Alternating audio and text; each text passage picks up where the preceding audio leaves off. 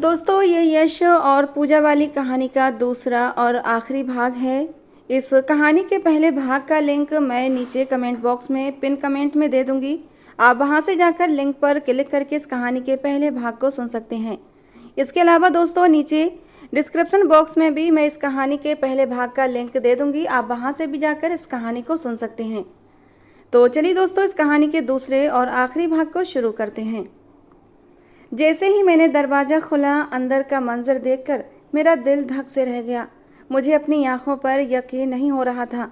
वे आंखें जो अब सिर्फ और सिर्फ वो खूबसूरत सपने देखने लगी थीं। अचानक वे सारे सपने चकनाचूर हो गए, क्योंकि सामने बिस्तर पर यश और चंदा एक दूसरे से लिपटे हुए पड़े थे। यश जो मेरा मंगेतर था, चंदा के ऊपर झुका हुआ था और उसका गोरा बदन जो शर्ट के बिना था, चंदा के गोरे बदन से चिपका हुआ था। मुझे देखकर यश अचानक ऊपर उठा और मेरी तरफ बढ़ने लगा। मुझे इस तरह अपने सामने देखकर वो बहुत ज़्यादा हड़बड़ा गया था। कहने लगा, देखो पूजा, तुम गलत समझ रही हो, ऐसा वैसा कुछ भी नहीं है। वो मेरे पास आया और मैं बिल्कुल अविश्वास से उसे देख रही थी। उसने सिर्फ वो पैंट पहन रखी थी और उसकी शर्ट नीचे फर्श पर गिरी हुई थी। मेरी आंखों में एक दर्द भरा एहसास आ गया। मैंने कहा, दूर हटो मुझसे, मुझे हाथ लगाने की कोशिश भी मत करना, क्योंकि रात के समय तुम चंदा के कमरे में इस हालत में मौजूद हो। अब किसी भी सफाई की कोई गुंजाइश नहीं बचती। मैंने पीछे बिस्तर की तरफ देखा तो चंदा जीतने वाले अंदाज में मुझे देख रही थी, जिसने बेहद बेखुदा कपड़े पहन रखे थे। अचानक मेरी आंखों से आंसू गिरने लगे। यश कहने लगा, पूजा, एक बार मेरी बात तो सुनो प्लीज, ये एक बहुत बड़ी गलतफहमी है। उसने अचानक से मेरे कंधे पकड़कर मुझे अपने करीब किया और मैंने जोर से उसे दूर झटका। इससे पहले कि वो मुझे और हाथ लगाता, मैंने एक जोरदार थप्पड़ उसके चेहरे पर जड़ दिया। मेरी उंगली में मौजूद अंगूठी का सफ़ेद नग उसके सुर्खों सफ़ेद गाल पर निशान छोड़ गया था। उसने अविश्वास से मुझे देखा और मैंने बड़े दुख से उसे देखा और कहा, मैं सब कुछ सह सकती हूँ, मगर अपने साथ किया गया धोखा कभी भी बर्दाश्त नहीं कर सकती। ये कहते हुए मैंने अंगूठी उतार कर उसके चेहरे पर मारी और वहाँ से भागते हुए अपने कमरे में चली गई। मुझे पता था कि अब मेरी ज़िंदगी पहले से भी बदतर होने वाली है। ये जो कुछ दिन मैंने किसी सपने के आलम में बिताए थे और मुझे लगने लगा था कि अब ज़िंदगी में कोई दुख नहीं बचा, बल्कि मेरे सारे दुखों का समाधान यश को पाने की सूरत में हो चुका है। मैं कितनी गलत थी, क्योंकि उसने मेरा दिल तोड़ दिया था। भला मुझ जैसी बदसूरत सांवली लड़की के नसीब में यश जैसा खूबसूरत मर्द कहाँ से आ सकता था। मैं भी कितनी पागल थी कि उसकी नाटकबाजी को सच समझ बैठी थी। सब ने ही मेरा दिल, मेरे जज्बात रौंद कर रख दिए थे और मैं दूसरों को तो माफ़ कर देती, मगर यश को कभी माफ़ नहीं कर सकती थी, क्योंकि शायद अंदर ही अंदर मैं उससे प्यार करने लगी थी। मैंने बहुत ही आम से कपड़े पहने हुए थे। आज के दिन श्रृंगार नहीं किया था, क्योंकि यश ने मुझे इसी सादगी में पसंद किया था, बिना किसी मेकअप के। उसे मेरी सादगी भाई थी। आज के दिन मेरी और यश की सगाई थी, क्योंकि यश की माँ अमेरिका से आई थी। वो बहुत ज़्यादा प्यार करने वाली औरत थी। उनका संबंध भारत से ही था, मगर यश और उसकी माँ काफ़ी समय से अमेरिका में रह रहे थे। यश का बिजनेस अमेरिका में ही था और उसकी माँ कह रही थी कि मैंने तो यश को कई बार कहा कि वापस अपने वतन चलते हैं, वहीं अपना बिजनेस स्टार्ट कर लो, क्योंकि मेरा तो अमेरिका में बिल्कुल दिल नहीं लगता।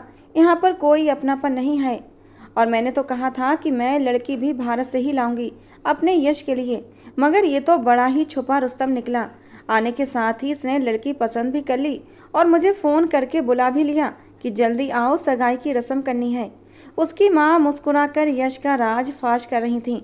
सबके चेहरे जैसे सफ़ेद पड़ गए थे। चंदा का रंग तो इतना पीला पड़ गया था जैसे उसे यकीन नहीं हो रहा था कि यश की पसंद मुझ जैसी सांवली लड़की यानी कि पूजा हो सकती है, क्योंकि सबसे ज़्यादा यश पर चंदा ही फिदा थी। वही उसके आगे पीछे घूमा करती थी। उसे पूरा यकीन था कि यश चंदा को ही चुनेगा, मगर जब उसने सबके सामने मेरा नाम लिया तो सब लोगों को जैसे सांप सूंघ गया था। हाँ, मेरे पापा काफ़ी खुश थे, क्योंकि मैं भी तो आखिर उनकी ही बेटी थी। उन्हें अपनी बेटियों में कोई फ़र्क नहीं लगता था। और मेरी सौतेली माँ तो आंखों में अंगारे लिए मुझे देखे जा रही थी।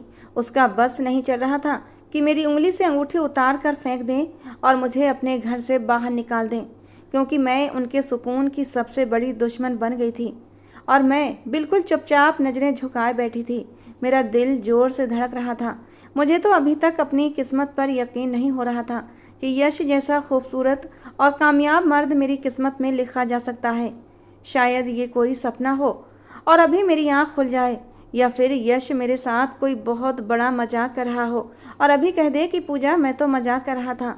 मगर ये मजाक नहीं था, क्योंकि सगाई की अंगूठी पहनाने के बाद उसने मुझे अपने गले से लगाया था और मैं एकदम वहाँ से उठकर अपने कमरे में आ गई थी। अगर ये सपना था तो मैं इसे और देखना चाहती थी, अगर ये हकीकत थी तो मैं अपनी किस्मत पर खुशी के मारे डांस करना चाहती थी। मैं बिस्तर पर लेटी हुई थी और अपनी अंगूठी को गौर से देख रही थी कि अचानक ही दरवाजे पर दस्तक हुई। मुझे लगा शायद मेरी सौतेली माँ या फिर बहनों में से कोई होगा और मुझे खरी खरी सुनाने आई होंगी, मगर अब मुझे किसी की कोई परवाह नहीं थी। ना जाने मेरे अंदर कहाँ से इतनी ताकत आ गई थी कि अब मैं और डरना नहीं चाहती थी। मगर जैसे ही मैंने दरवाज़ा खोला, सामने यश खड़ा मुस्कुरा रहा था और मैं एकदम उसे देखकर शर्म से पानी पानी हो गई, क्योंकि अभी मैं उसका सामना नहीं करना चाहती थी। अभी तो मैं इस हकीकत को स्वीकार करना चाहती थी। कहने लगा, अंदर आने के लिए नहीं कहोगी? अब तो मैं थोड़ा बहुत हक रखता हूँ। और मैं एकदम से दरवाजे के सामने से हट गई। वो अंदर दाखिल हुआ और मेरे कमरे को गौर से देखने लगा।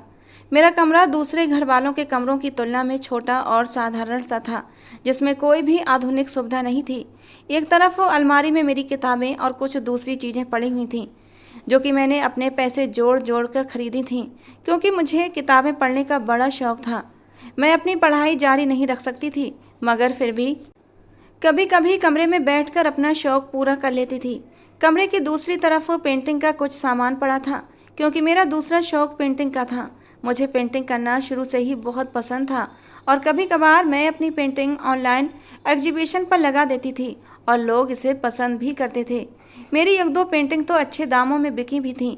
ये ऐसा शौक़ था जो उम्र के साथ साथ और भी निखर गया था। अगर मेरे पास सुविधाएं होती तो मैं एक अच्छी आर्टिस्ट बन सकती थी, मगर घर वालों की तरफ से कोई सपोर्ट न होने की वजह से मैं बस कमरे की चार दीवारी के अंदर ही अपना शौक़ पूरा कर लेती थी। और यश तो एकदम से हैरान रह गया था, क्योंकि सामने कैनवस पर कुछ अधूरे रंग बिखरे पड़े थे। ये पेंटिंग झील किनारे बैठी एक उदास सी लड़की की थी, जिसका साया झील के पानी में झिलमिला रहा था। अभी ये पेंटिंग पूरी नहीं हुई थी, क्योंकि मेरे पास पेंटिंग को पूरा करने के लिए कुछ सामान नहीं था जो ख़त्म हो गया था, और मेरे पास इतने पैसे भी नहीं थे कि उसे खरीद सकती। इसलिए कई दिनों से ये पेंटिंग अधूरी थी और मेरा मुंह चिढ़ा रही थी। यश धीरे धीरे ट्रांस की सी हालत में उसके करीब जाने लगा। उसने अपनी उंगलियां उस पेंटिंग पर फिराना शुरू कर दी। कहने लगा, क्या ये सब कुछ तुमने पेंट किया है?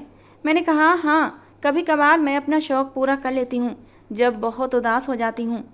वो कहने लगा, इस लड़की के चेहरे पर वही उदासी दिख रही है जो पहली बार तुम्हें देखने पर तुम्हारी आंखों में मुझे नजर आई थी। शायद तुमने अपनी उदासी इस लड़की के अंदर डालने की कोशिश की है। वो एकदम मेरी तरफ बढ़ा और मैं हैरान रह गई थी। वो कितना सच बोल रहा था। मैंने कहा, अब मेरी आंखों में देखकर क्या कहोगे? क्या अभी मेरी आंखों में उदासी है? और वो मेरे बेइंतहा करीब आ गया। मेरे दोनों कंधों को पकड़कर उसने मुझे अपने करीब कर लिया और मेरी आंखों में आंखें डालकर बोला, अब ये उदासी किसी खूबसूरत नगमे की धुन में ढल चुकी है और मुझे इन आँखों से इश्क है, क्योंकि जब मैंने तुम्हें पहली बार देखा था तब तुम्हारी आंखें वो सब कुछ कह रही थीं जो आम इंसान देख नहीं सकता, क्योंकि इनमें लिखा हुआ संदेश बहुत ख़ास था। मैं उसे हैरानी से देखने लगी, उसे खुद से दूर किया और कहा, ज़्यादा रोमांटिक बनने की ज़रूरत नहीं है। सगाई का मतलब ये नहीं कि तुम मुझसे अभी से रोमांस शुरू कर दोगे। और वो अचानक हंसने लगा। कहने लगा, तुम्हारी पेंटिंग मुझे बहुत पसंद आई हैं, क्योंकि मुझे भी अपने फ्री टाइम में एग्जीबिशन अटेंड करने का बहुत शौक़ है। मैं आर्टिस्ट नहीं बन सका, लेकिन आर्किटेक्ट ज़रूर बन गया, क्योंकि वो भी किसी आर्ट से कम नहीं। मैंने अपना ऑफिस, जो कि अमेरिका में है, खुद ही डिज़ाइन किया है। जब तुम्हें अपने साथ ले जाऊंगा तो तुम्हें ज़रूर दिखाऊंगा। और मैं एकदम मुस्कुरा दी थी। फिर कहने लगा, मैंने अपने ऑफिस में सामने की दीवार पर एक पेंटिंग लगाई है। 5 साल पहले मैंने वो एग्जीबिशन में से ख़रीदी थी और मुझे वो बेहद पसंद आई थी। रंगों की भी अपनी एक अलग भाषा होती है जो हर कोई समझ नहीं सकता, और उस पेंटिंग में मुझे दुख और तकलीफ़ का हर रंग एक साथ नज़र आया था। मगर उस पेंटिंग में ख़ास बात क्या थी जानती हो? वो उस अधूरी पेंटिंग को गौर से देखकर कह रहा था कि उसमें ख़ास बात यह थी कि उसमें दुख के रंगों के साथ उम्मीद की एक हल्की सी किरण भी पेंट की गई थी, जो बिल्कुल उस लड़की की ओट में से निकल कर नजर आ रही थी। और न जाने उस पेंटिंग में और तुम्हारी बनाई हुई इस पेंटिंग में मुझे बहुत कुछ समान लग रहा है। मैंने बहुत कोशिश की थी कि उस आर्टिस्ट की बनाई हुई और पेंटिंग्स खरीद सकूं, मगर उस एग्जीबिशन में सिर्फ उसी आर्टिस्ट की वो एक अकेली पेंटिंग थी। मैं उसे ढूंढ नहीं सका कि वो कौन था जिसने इतनी शानदार पेंटिंग बनाई थी। मैं उसे देखकर हैरान होती जा रही थी, क्योंकि मुझे अंदाज़ा नहीं था कि उसे भी रंगों में कोई दिलचस्पी होगी। मुझे लगता था कि वो बस इमारतें ही बना सकता है। मैं एकदम मुस्कुरा दी और उसकी तरफ देखा तो वो एकदम जैसे बिल्कुल सख्ते में खड़ा था। उसकी नज़रें पेंटिंग के कोने पर लिखे मेरे सिग्नेचर पर जम गई थीं और वो अपनी उंगलियां उन सिग्नेचर्स पर फिरा रहा था जहां मैंने अपना नाम बड़े स्टाइलिश अंदाज में लिखा था। मैंने कहा, ऐसे क्या देख रहे हो? क्या मेरे सिग्नेचर तुम्हें पसंद आए? और वो एकदम से मेरी तरफ अविश्वास से देखने लगा। कहने लगा, पूजा मल्होत्रा, आज तुम्हें एक बात बताऊं? मैंने कहा, हाँ बताओ। वो फिर से मेरे करीब आया और मेरे दोनों हाथ थाम लिए। मैं अपने हाथों को देख रही थी जो बिल्कुल साधारण से और सांवले से थे और उसके खूबसूरत सफ़ेद हाथों में कैद हो गए थे। मुझे जैसे एक झुरझुरी सी आई थी, क्योंकि यह एहसास बहुत तेज था। इससे पहले कि मैं अपने हाथ छुड़वाती, उसने अपनी पकड़ मजबूत की। मैंने कहा, क्या हुआ है? ऐसे क्या देख रहे हो? कहने लगा, तुम्हारे हाथों में जादू है। ये किसी भी इंसान को हील करने की पावर रखते हैं। पता है, मैं उस वक्त अपनी ज़िंदगी के बहुत ही मुश्किल दौर से गुजर रहा था। मेरे पापा मुझे और मेरी माँ को अकेला छोड़कर चले गए थे और मैं अभी एक सफल आर्किटेक्ट नहीं बना था, बल्कि संघर्ष कर रहा था। और इस स्थिति में मेरे पापा मुझे छोड़कर चले गए, जो मेरा सबसे बड़ा सहारा थे। उन्हें कोई गोरी मैम अपने लिए पसंद आ गई और मेरी साधारण सी माँ में उन्हें कोई आकर्षण नज़र नहीं आया। वो दौर मेरी ज़िंदगी का सबसे बुरा दौर था। मैं अपना करियर बीच में ही छोड़ चुका था और सड़कों पर भटकने लगा, क्योंकि मुझे अपने पापा से बेहद प्यार था। वो मेरे लिए एक रोल मॉडल थे, और जब आपका रोल मॉडल ही आपको मुंह के बल गिरा दे तो आपका पूरा वजूद किसी इमारत की तरह ज़मीन पर ढेर हो जाता है, जिसे बड़ी मुश्किलों से बनाया गया हो। मैं भी उस वक्त बिल्कुल टूट चुका था और निराश था, गहरी तकलीफ में था। और तब अपने दोस्त के साथ एक एग्जीबिशन में गया था। वहाँ मुझे वो पेंटिंग नज़र आई थी जिसमें वो उदास सा चेहरा था, जिस पर दुख, पीड़ा और तकलीफ के सारे रंग एक साथ थे। न जाने इतना सारा दर्द एक पेंटिंग में उसने कैसे समेटा था, मगर उसके बिल्कुल पीछे से एक हल्की सी रोशनी की किरण नज़र आ रही थी कि शायद कभी उसकी ज़िंदगी में वो किरण सारे दुखों को अपनी लपेटे में ले लेगी, और वो सिर्फ मैं ही देख सकता था। मेरे पास उस वक्त पैसे नहीं थे। मैंने अपने दोस्त से पैसे लेकर वो पेंटिंग खरीद ली थी, और उसके बाद मुझ में जैसे एक नई जान आ गई थी। एक जुनून सा आ गया था कि मुझे अपने गमों से लड़ना है और आगे बढ़ना है। अपने पापा को दिखाना है कि उनके बिना हम मरे नहीं हैं, बल्कि अपने पूरे कद से खड़े हैं। और आज मैं इस मुकाम पर पहुंचा हूं। और पता है, मैंने वो पेंटिंग अपने ऑफिस में सामने की दीवार पर लगाई है। मैं रोज़ उसे देखकर एक नई उम्मीद के साथ जीता हूँ, क्योंकि वो पेंटिंग मुझे मरने नहीं देती। और इस पेंटिंग में और तुम्हारी बनाई हुई पेंटिंग में एक चीज़ समान है, और वो है तुम्हारे सिग्नेचर। मेरे हाथ उसकी मजबूत हाथों की पकड़ में कांपने लगे थे, क्योंकि मैं जानती थी कि वो पेंटिंग किसने बनाई है। 5 साल पहले वो पेंटिंग मैंने बनाकर ऑनलाइन बेची थी। मैं उसे बेचना नहीं चाहती थी, मगर मुझे अपनी ज़रूरतें और कुछ इच्छाएं पूरी करने के लिए पैसों की ज़रूरत थी, इसलिए मैंने उसे बेच दिया था। और मैं एकदम से जैसे बिल्कुल सकते में आ गई थी। मेरी उस पेंटिंग को ख़रीदने वाला कोई और नहीं बल्कि यश था। अचानक मेरी आंखों से मोटे मोटे आंसू गिरने लगे, और मैं इस बात का मतलब समझ गई थी कि यश ने मुझे अपने लिए क्यों चुना है, और बिना मेरे हुलिये या मेरी शक्ल सूरत की परवाह किए मुझे अपनी ज़िंदगी का हिस्सा बना लिया है। इस वजह से कि उसने मेरी आंखों के अंदर से झांक लिया था कि इंसान की आंखें तो सब कुछ कहती हैं, बस उन्हें पढ़ने वाला कोई होना चाहिए।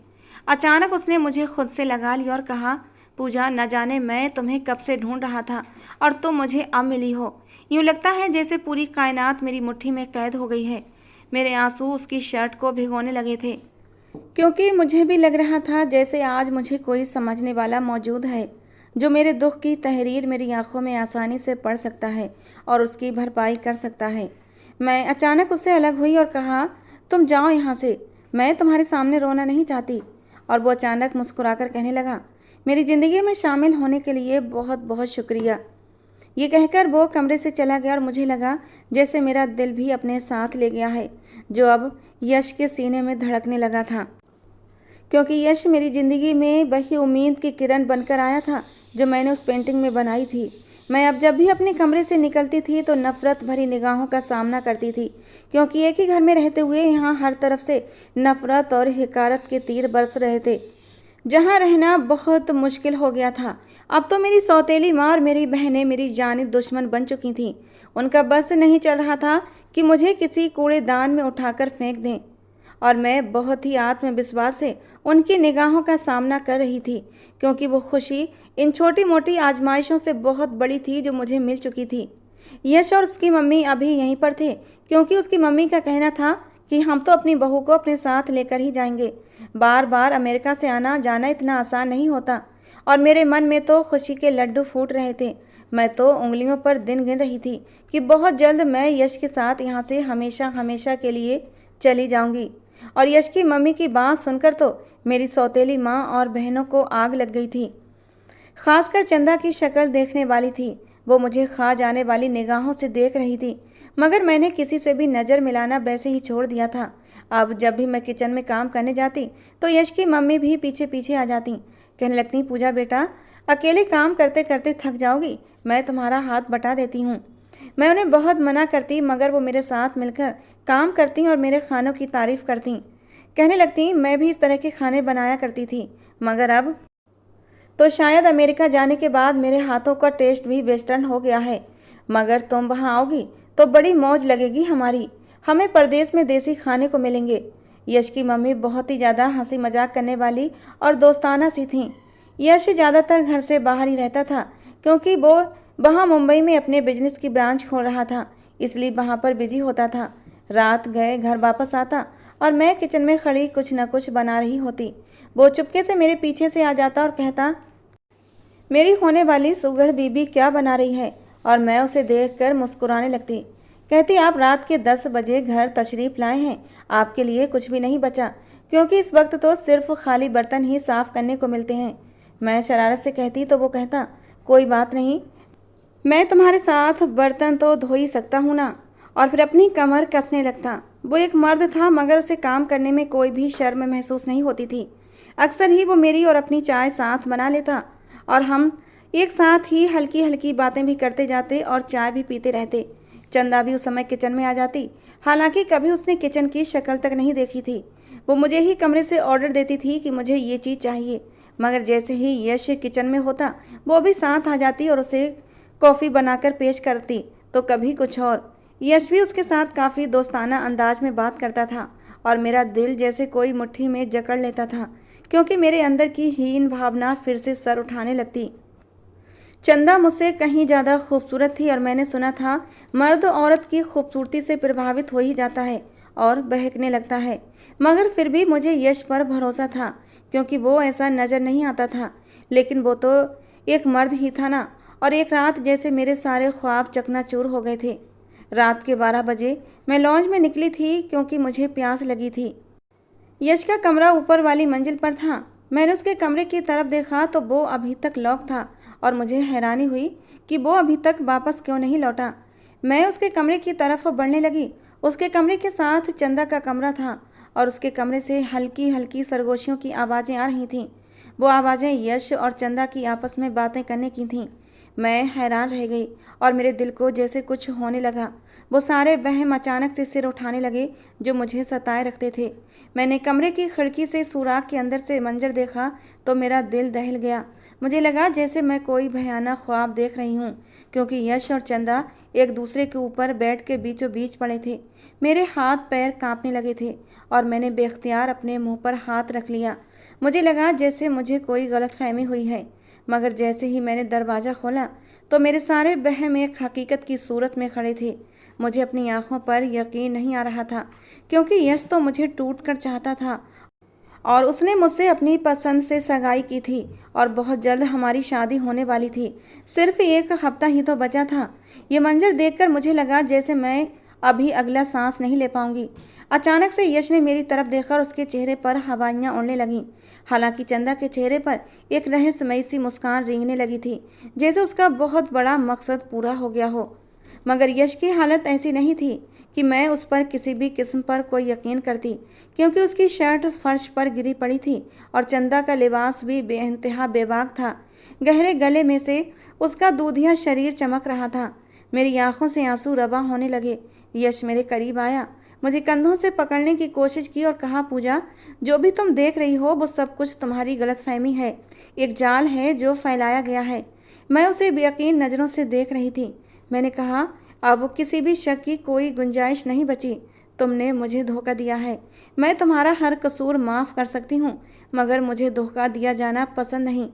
इसीलिए मैं तुमसे अपनी सगाई ख़त्म करती हूँ। अचानक से यश ने मुझे अपने कंधों से पकड़ लिया और मुझे अपने करीब करने की कोशिश की, तो मैंने उसके मुंह पर एक थप्पड़ दे मारा और उसकी अंगूठी उतार कर उसके ही चेहरे पर मार दी और वहां से भागती हुई अपने कमरे में आकर बंद हो गई। दरवाजे के साथ लगी नीचे बैठती चली गई और जोर जोर से रोने लगी। यश चाहे मुझसे प्यार करता था, मगर वो एक मर्द भी तो था। इतनी खूबसूरत लड़की को देखकर उसका दिल बहक गया होगा और ये बात मेरे लिए नाकाबिले बर्दाश्त थी। मैं जानती थी कि चंदा भी कई दिनों से यश के आगे पीछे घूम रही है। चाहे उसने यश को अपनी तरफ खींचने की कोशिश की होगी, मगर यश भी बराबर का कसूरवार था। मैं किसी भी सूरत ऐसे इंसान से शादी नहीं कर सकती थी, चाहे मुझे सारी जिंदगी अकेले ही क्यों ना काटनी पड़े। मैं सारी रात कमरे में रोती रही और यश दरवाजे के पीछे खड़ा मुझे पुकारता रहा। कहने लगा, पूजा यार, एक बार मेरी बात तो सुन लो, फिर चाहे जो मर्जी सज़ा मुझे दे देना। मगर मैं सज़ा तो पहले से ही तय कर चुकी थी, अपनी भी और यश की भी, क्योंकि सुबह होते ही मैं कमरे की खिड़की से कूद कर उस घर से हमेशा हमेशा के लिए निकल आई थी। मैं किसी भी सफाई और दलील सुनने के मूड में नहीं थी। मेरा दिल बुरी तरह से टूटा था और मैंने खुदकुशी करने के बारे में सोच लिया था, क्योंकि मेरी ज़िंदगी में अब कुछ भी नहीं बचा था। मुझे ज़िंदगी में पहली बार प्यार हुआ था और उसी प्यार में मुझे बहुत बड़ा धोखा मिला था।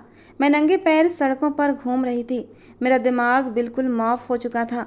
कोई भी गाड़ी आकर मुझे कुचल देती, मुझे कोई परवाह नहीं थी। और अचानक से एक तेज़ रफ्तार गाड़ी मुझसे टकराई और मैं सड़क पर दूर गिरी थी। मेरे सर से खून निकल कर सड़क पर बहने लगा था और मुझे लगा जैसे अभी आँखें कभी भी रोशनी नहीं देख सकेंगी, क्योंकि मेरी आँखों के आगे अंधेरा छा गया था। और जब मेरी आँख खुली तो मैं एक हॉस्पिटल के कमरे में थी। मेरे दोनों बाजुओं पर नलियाँ लगी हुई थीं और सर पर भी पट्टी बंधी हुई थी, क्योंकि मुझे सर पर गहरी चोट आई थी। मैंने अपनी ज़िंदगी की कोई परवाह नहीं की थी। अचानक मुझे अपने पहलू में कोई बैठा हुआ महसूस हुआ। मैंने चेहरा उसकी तरफ किया तो वो मेरे हाथों को अपने हाथों में थामे मेरे बाजू पर अपना सर रखे शायद सो रहा था। मैंने कांपते हुए लबों से उसे पुकारा, यश, और वो अचानक नींद से जागा। चौंक कर मुझे देखा, मेरे ऊपर पूरी तरह झुक गया। उसके चेहरे पर जैसे एक नई जिंदगी दौड़ गई थी। कहने लगा, पूजा, तुम ठीक तो हो ना? तुम्हें होश आ गया? वो बहुत ही फिक्रमंदी से मेरे चेहरे पर अपना हाथ फेर रहा था। कहने लगा, अगर तुम्हें कुछ हो जाता तो मैं खुद को कभी माफ़ नहीं कर पाता और शायद तुम्हारे साथ ही मौत को गले लगा लेता। तुमने तो मुझे सफाई देने का मौका भी नहीं दिया और अपनी जान लेने पर तुल गई। क्या जान इतनी बेमोल होती है कि किसी भी शख्स के लिए दे दी जाए? उसकी आंखें बिल्कुल सुर्ख पड़ चुकी थीं और नाक भी सुर्ख थी, जैसे वो कई रातों का जागा हुआ हो। कहने लगा, आज पूरी 1 हफ्ते के बाद तुम्हें होश आया है। तुम कोमा में चली गई थी और मैं एक पल के लिए भी तुमसे जुदा नहीं हुआ। मेरा दिल कह रहा था कि तुम जरूर उठोगी। मैंने तुम्हें कितनी आवाज़ें दी, मगर तुमने मेरी कोई पुकार नहीं सुनी। क्या इतनी नाराज़ हो गई थी मुझसे? क्या मेरी तरफ देखना भी गवारा नहीं था? मैंने उसकी तरफ से चेहरा दूसरी तरफ मोड़ लिया तो वो कहने लगा, मेरी आंखों से भी आंसू जारी होने लगे थे। मैंने कहा, यश, मुझे तुमसे कोई शिकवा नहीं है। शायद मेरे नसीब ही स्याह हैं, बिल्कुल मेरे रंग की तरह, क्योंकि जो भी खुशी मेरे नसीब में आने की कोशिश करती है और कोई ख्वाब मैं अपनी आंखों में सजाने की कोशिश करती हूँ, तो मेरे नसीब की स्याही काली बदली की तरह उन खुशियों को निगल जाती है और उन ख्वाबों को मेरी आंखों से छीन लेती है। इसलिए तुम्हारा कोई कसूर नहीं। तुमने जो भी किया अच्छा किया। भला मेरे जैसी मामूली लड़की तुम्हारे मापदंड पर कहाँ पूरी उतर सकती है? तुम्हारे सुकून का जरिया कैसे बन सकती है? उसने एकदम से अपना हाथ मेरे गाल पर रखा और अपनी तरफ मेरा चेहरा मोड़कर कहा, खुद से ही सारा सब कुछ सोचे बैठी हो। क्या एक बार भी मुझे सफाई का मौका नहीं दोगी? तुम्हें पता है कि मेरा दिल किस कदर टूटा है, क्योंकि मुझे लगता था तुम मुझसे सच्ची मोहब्बत करती हो और मेरी मोहब्बत तुम्हारे दिल तक पहुंच चुकी है और अब इसमें किसी भी किस्म के शक की कोई गुंजाइश बाकी नहीं। ये तो तुम पहले से ही जानती थी कि चंदा मेरे पीछे पीछे है। वो कोई भी मौका हाथ से जाने नहीं देती थी। उस रात जब मैं घर आया तो चंदा ने मुझे अपने कमरे में बुला लिया था। मैं उसके इरादों से जानकार नहीं था। जैसे ही उसके कमरे में दाखिल हुआ, उसने मुझे जोर से पीछे से पकड़ लिया, मेरी शर्ट उतार कर फर्श पर फेंक दी और मुझे अपने ऊपर बेड पर लिटा लिया। कहने लगी, तुम सिर्फ मेरे हो यश, मैं तुम्हें अपना तन मन सब कुछ देने को तैयार हूँ। क्या मेरे जैसा खूबसूरत बदन पूजा का हो सकता है? वो तुम्हें कभी भी सुकून नहीं पहुँचा सकती। और मैं तो अपने आप को उससे छुड़वाने की कोशिश कर रहा था, क्योंकि मुझे अगर उसमें जरा सा भी इंटरेस्ट होता तो मैं कभी भी तुमसे सगाई न करता। मैं इतना भी दोहरे चरित्र का नहीं हूँ। इतने में तुम भी कमरे में दाखिल हो गई और मैं जानता हूँ जो मंजर तुमने देखा तुमने अपने हिसाब से सही अंदाज़ा लगाया था, मगर मुझे शिकवा सिर्फ इस बात का है कि शायद तुमने मेरी मोहब्बत को झूठा समझा या कोई मामूली चीज़, और मुझे खुद से भी शिकवा था कि शायद मैंने तुम्हें अपनी मोहब्बत का सही तरह से यकीन नहीं दिलाया, इसलिए शक ने तुम्हारे दिल में जगह बनाई और तुम अपनी ज़िंदगी की बाजी हारने पर तुल गई। यश अब रो रहा था और मैं उसे देख रही थी। कहने लगा, अगर तुम्हें भी आंखें पढ़ना आता तो मेरी आंखों में देखो और बताओ मुझे, क्या इनमें तुम्हें अपने लिए मोहब्बत नज़र नहीं आती? और मैं उसकी आंखों में देखने लगी जिसमें बेलौस मोहब्बत थी, जो सिर्फ मेरे लिए थी। बेख्तियार मैंने अपनी आंखें बंद कर लीं। मैंने कहा, सॉरी, मैंने तुम्हें इतना परेशान किया। तुम 1 हफ्ते से यहाँ मेरे सिरहाने बैठे हो। मैं कितनी बुरी हूँ ना, तुम्हें मुश्किल में डाल दिया। कहने लगा, हाँ तुम बहुत बुरी हो, बहुत जालिम हो। तुमने अपने साथ मेरी भी जान लेने पर तुल गई थी। मैं एक जवान और ख़ूबसूरत लड़का हूँ। क्या मेरा हक ज़िंदगी पर और खुशियों पर नहीं? अभी तो मैंने तुम्हारी संगत के ख्वाब अपनी आंखों में सजाना शुरू किए थे और तुमने मुझे इतना बड़ा धक्का दिया। तुम बहुत ही जज्बाती लड़की हो। मैं तुम्हें इतनी आसानी से माफ़ नहीं करूँगा, इसलिए मैं आज ही तुमसे शादी करूँगा। और मैं उसकी बात सुनकर हैरान रह गई। मैंने कहा, इतनी भी क्या जल्दी है? अभी तो मैं उठकर भी नहीं बैठ सकती। कहने लगा, तुम्हें बाहों में उठा लूँगा, क्योंकि डॉक्टर्स ने कहा है अगर तुम्हें होश आ गया तो तुम खतरे से बाहर हो। अब मैं किसी भी कीमत पर एक लम्हा भी बर्बाद करना नहीं चाहता और तुम्हें अपनी ज़िंदगी का हिस्सा बनाना चाहता हूँ। और ख़बरदार जो तुमने कोई भी एतराज़ किया, वरना मैं तुम्हें ज़बरदस्ती बाहों में उठाकर मंडप तक ले जाऊँगा और तुम्हारे साथ फेरे लूँगा। मैं उसकी बात सुनकर हंसने लगी। मुझे लगा वो शायद मजाक कर रहा है, मगर वो मजाक नहीं था। थोड़ी देर के बाद वो कमरे में आया और बोला, डॉक्टर से छुट्टी ले ली है मैंने, अब चलो। नर्सें मेरी ड्रिप्स उतार कर मेरे ड्रेस बदलवा रही थीं। मैंने कहा, क्या बेशर्मी है यश, बाहर जाओ। कहने लगा, अब तो तुम मेरी होने वाली बीबी हो, मैं बाहर जाने वाला नहीं। कहो तो मैं तुम्हारा ड्रेस चेंज कर दूँ। मैंने कहा, खबरदार जो मेरे करीब भी आए। तो नर्सें हमारी नोक झोंक पर शर्मा रही थीं और मुस्कुरा भी रही थीं। वे शायद मेरी किस्मत पर रश्क कर रही थीं कि मुझ जैसी सांवली सलोनी लड़की को इस कदर खूबसूरत दूल्हा मिला है। ड्रेस चेंज करने के बाद यश मुझे अपनी बाहों में उठाकर गाड़ी तक लाया था और सीधे मंडप में ले गया, जहाँ पर सारी तैयारियाँ पूरी थीं। मैंने कहा, यश मुझे चक्कर आ रहे हैं, अभी तक मैं ठीक नहीं हूँ, मुझे ठीक तो हो लेने देते। कहने लगा, तुम्हारा दिमाग ख़राब होने में वक्त कहाँ लगता है? पता नहीं अगले ही पल तुम्हारा दिमाग ख़राब हो जाए और तुम मुझसे शादी करने से ही इनकार कर दो। इसलिए मैं तुम्हें जल्द से जल्द इस बंधन में बांधना चाहता हूँ, ताकि तुम मुझे छोड़कर कहीं न जा पाओ। उसने मुझे अपनी बाहों में उठाया और सीधे मंडप ले गया, जहाँ सब लोग पहले से मौजूद थे। यश की मम्मी ने मुझे प्यार से अपने साथ लगाया। कहने लगी, बेटा तुम यश के पागलपन से जानकार नहीं हो। उसने ये हफ्ता किस कदर सूली पर लटक कर गुजारा है मैं ही जानती हूँ। उसने तुम्हारी बहनों और माँ से भी संबंध ख़त्म कर लिया है, शादी पर भी नहीं बुलाया। अचानक मेरे पापा भी वहाँ आकर मेरे सिर पर हाथ रखकर आशीर्वाद देने लगे। बोले, पूजा मुझे माफ़ कर दो, मैंने तुम्हारे साथ बहुत गलत किया है। मैं यकीन से कह सकता हूँ कि यश तुम्हें बहुत खुश रखेगा, इसलिए प्लीज़ इनकार मत करना और आज ही शादी कर लो। और वाकई यश ने मुझे अपनी बाहों में उठाकर 7 फेरे लिए थे और 7 जन्म साथ निभाने की कसम खाई थी। मेरे पापा ने अपने आशीर्वाद के साए में मुझे विदा किया था। यश ने होटल में रूम बुक कर रखे थे, जिसमें एक रूम को दुल्हन की तरह सजाया गया था, और आज मैं यश की दुल्हन बनी उसकी सेज सजाए उसके इंतजार में बैठी हुई थी। कुछ ही देर बाद यश कमरे में दाखिल हुआ और मेरे दिल की धड़कनें तेज हुई थीं। मैं जल्दी से खुद में सिमट कर बैठ गई थी। धीरे से चलता हुआ यश मेरे सामने आकर बैठ गया। उसने मेरे चेहरे से घूंघट हटाया, बल्कि मेरा पूरा दुपट्टा उठाकर ही दूर रख दिया। मैं हैरान नज़रों से उसको देख रही थी। आखिर वो क्या करने वाला था। धीरे धीरे उसने मेरी सारी ज्वेलरी उतारना शुरू कर दी। मुझे यश से ऐसी उम्मीद हरगिज नहीं थी कि उसे सुहागरात मनाने की इतनी जल्दी होगी। अभी तक तो मेरी तबीयत भी अच्छे से ठीक नहीं हुई थी। बहुत ज़्यादा कमजोरी थी, सर में भी दर्द था। यहाँ तक कि अभी तक तो मेरे सर से पट्टी भी नहीं उतरी थी।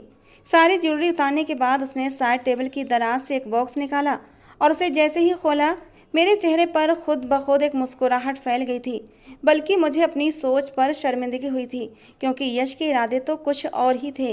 वो तो मेरे सर पर पट्टी करना चाहता था। बहुत ही प्यार से उसने मेरे सर की पट्टी उतारी थी और नई पट्टी कर दी। बैंडेज करने के बाद उसने अपने हाथ धोए और फिर मेरे करीब होकर बैठ गया। मुझे अपने साथ लगाया और कहने लगा, पूजा, तुम मेरे लिए बहुत ख़ास हो। तुम्हें जरा सी भी तकलीफ़ पहुँचे ये मुझे बिल्कुल भी गवारा नहीं है। इस रिश्ते की शुरुआत के लिए हमारे पास पूरी ज़िंदगी पड़ी है। जब तक तुम पूरी तरह ठीक नहीं हो जाती, मैं तुम्हें बिल्कुल भी परेशान नहीं करूँगा। और यश की सोच पर मैं दिल ही दिल खुद पर गर्व कर रही थी कि कितनी खुशकिस्मत हूँ कि मुझे यश जैसा चाहने वाला पति मिला था, जो सच में मेरी कदर करता था। उस रात यश ने मुझे अपने साथ लगाकर अपनी बाहों में सुलाया था, किसी कांच की गुड़िया की तरह, और मुझे भी उसकी बाहों में ऐसी सुकून की नींद आई थी जो मैंने अब तक अपनी ज़िंदगी में कभी नहीं पाई थी। मैं उसकी संगत में खुद को पूरा समझने लगी थी, क्योंकि मेरे तमाम तर दुखों की भरपाई उसने कर दी थी। तो दोस्तों, आज की हमारी ये कहानी थी यश और पूजा के नाम। आपको कैसी लगी ज़रूर बताना। पसंद आई हो तो प्लीज़ लाइक करना। रोज़ एक नई कहानी सुनने के लिए हमारे चैनल को भी सब्सक्राइब करना। मिलते हैं दोस्तों अगली किसी नई कहानी के साथ। अपने नाम की स्टोरी लिखवाने के लिए आप अपने नाम मुझे नीचे कमेंट बॉक्स में दे सकते हैं।